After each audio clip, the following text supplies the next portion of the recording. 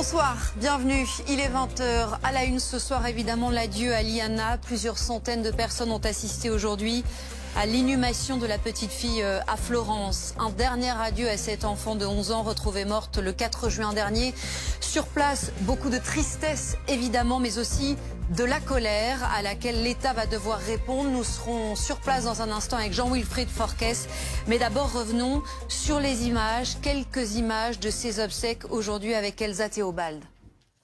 Allons sur place à Florence, retrouver évidemment Jean-Wilfried Forquès qui est sur place depuis plusieurs jours maintenant. Jean-Wilfried, bonsoir.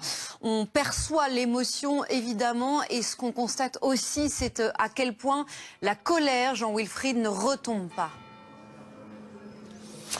Vous vous dites que ça commence par des moyens. Merci à tous les quatre. On marque une pause. On se retrouve évidemment dans un instant et on va revenir très longuement en images avec les réactions importantes aussi sur cette affaire, ces révélations sur ce drame qui choque la France avec le travail bien sûr des équipes de Ligne Rouge. Long format à retrouver dans quelques secondes. À tout de suite.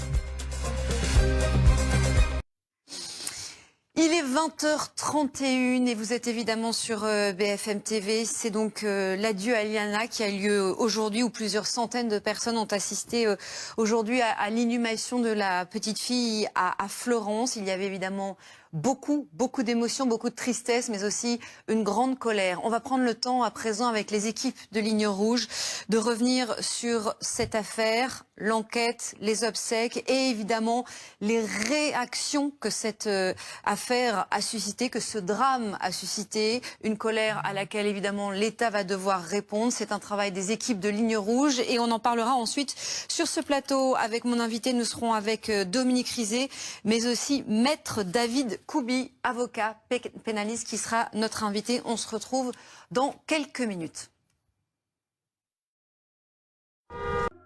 Voilà donc pour ce travail des équipes de Ligne Rouge. Dominique Rizet est avec nous. Dominique, je voudrais qu'on fasse un point quand même sur l'enquête ce soir, puisque je rappelle qu'on ne sait toujours pas ce qui est arrivé à cette petite fille, Liana, les circonstances dans lesquelles elle est décédée. On attend toujours les résultats de l'autopsie. Parce que sinon, le gendarme en question ou la gendarmerie allait déposer plainte pour harcèlement.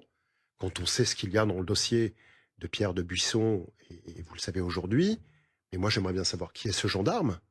J'aimerais bien m'assurer de son identité. Écoutons la mère de la petite suites Rosa, judiciaires, justement, Maître Koubi. puis qu'il ne soit peut-être plus gendarme. Écoutons-la, parce que cette conférence de presse était évidemment très fort. Écoutons un extrait.